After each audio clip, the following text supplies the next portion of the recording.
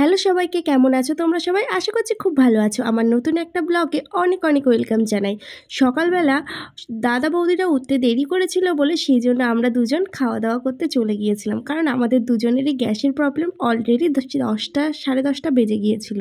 ঘুম থেকে উঠেছিলাম ওই 9:30 কি 7টায় উঠেছিলাম, বারবার শুয়ে পড়ছিলাম, ওরা উঠছিল না বলে ডাকছিলাম। তো তারপরে দেখি না অনেকটাই বেলা হয়ে যাচ্ছিল, তারপরে আর ওয়েট করিনি, চলে গিয়েছিলাম। তারপর এই যে আমরা তারপরে আর কোনো রকম ভিডিও করিনি, কারণ আমরা মোবাইল নিয়ে যাইনি, সমুদ্রে নেমেছিলাম। তো এটা দীঘার 3rd ডে, মানে এই দিনটাতে আমাদের থাকার কথা ছিল না। তো হঠাৎই কেউ ঘুম থেকে উঠতে পারিনি বলেই আর কি আমরা থেকে গিয়েছিলাম। বেশ ভালো লাগছিল। আর ঢেউসাগরের জায়গাটা দিনের বেলাও বেশ সুন্দর, রাতের বেলার লাইটিংটাও বেশ সুন্দর। তবে দিনের বেলাটা বেশ সুন্দর, কারণ আমরা গিয়েছিলাম 5টার দিকে। তো 5টার দিকে যে সূর্যটা ডুবে যাচ্ছে বা আশেপাশের পরিবেশটা বেশ ভালো লাগছিল। তো এই যে আমরা দুজনে মিলে একটু ভিডিও করছি, আর দিনের বেলার যে ঢেউসাগরটা কেমন লাগছে সেটাও তোমাদের সাথে দেখাবো। মানে এটা নিউ দীঘার মধ্যেই।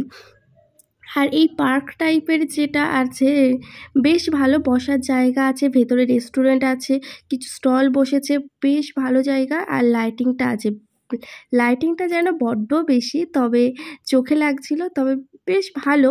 তো রাতেও দিনে দুটোতেই ভালো। আর যেটা জাহাজ মতো আছে ওটা আই থিঙ্ক রেস্টুরেন্ট, তাই দেখছিলাম ভেতরে। তো আর খেয়ে নিয়েছিলাম আমরা কোলা, আরও অনেক কিছু খেয়েছিলাম, তোমাদের সাথে শেয়ার করা হয়নি। আর রাত্রে সাডেন প্ল্যান হলো যে আমরা রাতেই বাস ধরে বেরিয়ে যাব, কারণ এই দিনটা থাকার কথা ছিল না। সেই দুপুরবেলা খাওয়া করে জলে নেমেছিলাম, তখন থেকে আমাদের দিনটা খুবই খারাপ যাচ্ছিলো। আর আমারও খুবই পেটে পেন হচ্ছিল, একদমই ভালো লাগছিল না, মেজাজটা প্রচণ্ড খারাপ, মুড সুইং শুরু হয়ে গিয়েছিল।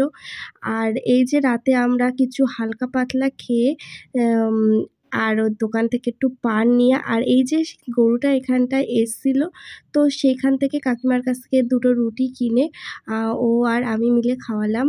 আর যতটুকু যা পেরেছি তোমাদের সাথে তাই শেয়ার করেছি, কারণ আমার এত পরিমাণে শরীর খারাপ, মাঝে বাসের মধ্যে আমি জুতোও হারিয়ে ফেলেছি, ভীষণই বাজে একটা দিন গিয়েছে। তো সমস্তটা তোমাদের সাথে শেয়ার করলাম। আর এই যে মার্শমেলোটা দীঘার থেকে কিনেছি, যা কিনেছি টুকটাক আর কি বোনকে দেখাচ্ছিলাম। সোজা আমি আমার বাড়িতে এসেছিলাম, এসে রেস্ট করে বিকালবেলা আবার দাদা বৌদিরা সবাই মিলে একটু আমাদের বাড়ির থেকে অনেকটাই দূরে একটু এই জায়গাটা আছে, তো ওখানে আমরা সবাই মিলে একটু ঘুরতে গিয়েছিলাম। তো ঘোরাটোরা হয়ে গেলে তো ওখান থেকে সোজা বাড়িতে চলে এসেছিলাম। তারপর আমি চলে গিয়েছিলাম শ্বশুরবাড়িতে। আর তারপর দাদা বৌদিরা যে যার বাড়িতে চলে গিয়েছিল। আর আজকের মতো ভিডিওটা এখানেই শেষ করছি। আশা করছি ভিডিওটা ভালো লাগবে। ভালো লাগলে অবশ্যই চ্যানেলটিকে সাবস্ক্রাইব করে পাশে থেকো। দেখা হচ্ছে নেক্সট একটা সুন্দর ভিডিওর সাথে। টাটা।